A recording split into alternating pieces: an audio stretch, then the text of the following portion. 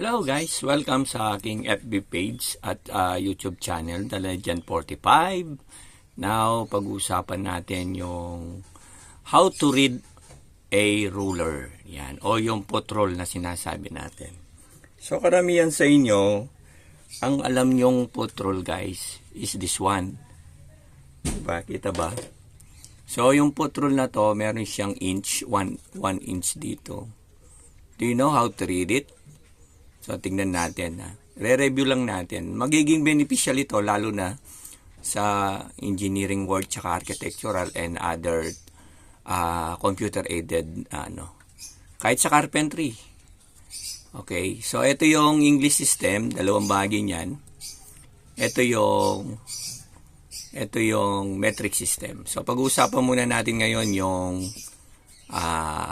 English system na naimbento ni King Edward I ng Britannia noong 1300 pa. So, 1300. So, hindi lang sa putrol natin makikita yan, pati sa ating tape measure. Yan. Itong ating tape measure, meron din siya yon sa taas. So, kailangan alam yung basahin to kasi as a future engineer or architect, kailangan alam yung sabihin nito sa mga karpentero or sa mga mason. Yan. So, tatalakayin muna natin ngayon yung English system. Yan. So, dito meron tayong large scale. Large scale ng ruler. So, laging nag-start yan sa 0. So, yung unang guhit, starting point 0. Yung dito, ito yung tinatawag na 116. Yan, 116 to 116. 116. So, tapos, another 116. So, magkakaroon tayo ng 1/8. So, ang buong ito ay 1/8. Yan. So, another 116. Ilan na 16? 316. So, ang tawag dyan ay 316.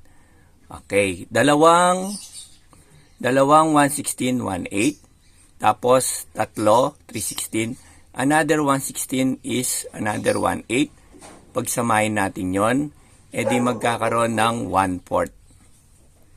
Yan. So, hanggang dito is 1/4 na. Okay. And then, pagdating dito, another 116, magkakaroon tayo ng never mind the bark of the dog. Ganun talaga. So, 516. Yan ang 516. So, tapos, another 116. So, nagkakaroon na tayo ng 38. 38. Yan. So, nakikita nyo, guys. Ito ang 116, 1 plus 116 is 1/8. Another 116 is 316. And then another 116 is 1/8. So, pagsamahin niyang dalawang 1/8, magkakaroon tayo ng 1/4. So, this time, nagdagdag tayo pa ng another 116. Ito yung tinatawag na 516. Ito yung another 116. Nagkaroon na tayo ng tatlong 1/8. So, ilan 116 sa isang 3/8? So, yan ang sasagutin ninyo. And then, dito, kakaroon tayo ng another 116, which is 716. Tapos, another 116, yung tinatawag nating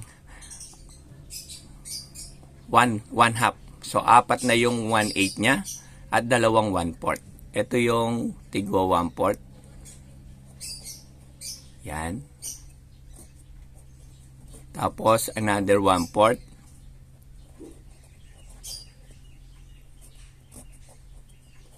Pag pinagsama yan, magiging hanggang doon, magiging 1/2. So, 1/2. So, tapos, another 116. So, meron tayong 1/2 doon is 916. Then, another 1/8. So, nilagyan natin, magiging 1/8 yon. So, magiging 5/8 siya nun. So, ito 1/8. Yan. So, magiging 5/8. So, another 1/16 is 1. At another 1/16. So, magkakaroon ng 1/8 ulit. At pag pinagsama to, magiging 1/4. So, magiging siyang 3/4. So, another 1/16 is 1. Another 1/16. So, magkakaroon ng 1/8 ulit. So, magiging na siyang ilan na yung 1/8? 1, 2, 3, 4, 5, 6, 7. 7, 8. So, pagdating dito, another 1/16. So, another 1/8. So, tatakbo na tayo dun sa 1 inch. So, remember guys, kapag ang 1 inch natin is umabot siya na 4 na 1/4, ang tawag doon ay 1 inch lang, hindi siya 1 inches. So, singular pa rin siya. Pag lumampas siya rito, 1/16, doon yung palang doon pa lang yung 1 and 1/16 inches. So, yun. Magiging plural na siya. And then, pagdating dito, so, alam nyo nang basahin yan. So, how many 1/8 are there in 1/2? O, yung mga tanong yan. How many 1/16 are there in 1/2? How many 1/2 in 1 inches? So, ilan yan? So, yung magiging assignment nyo. So, pwede nyo pong i-comment yan. No? This is how to read the foot rule para po hindi kayo nalilito. So, dati-dati kasi meron pang 164 dyan at saka 132 eh. So, dito pa lang ay madedetermine nyo na kung yung inyong biniling ruler ay pirated. So, machi-check nyo po yan. Or authentic. So, this way, sa pagre-review ng ating large scale foot rule or ruler, ay madedetermine nyo ngayon how to read this one. So guys, maraming salamat. Then i-comment nyo lang po sa ating comment section, no?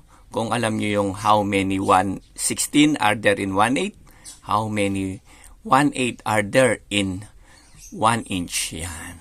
Thank you. So see you. Bye-bye.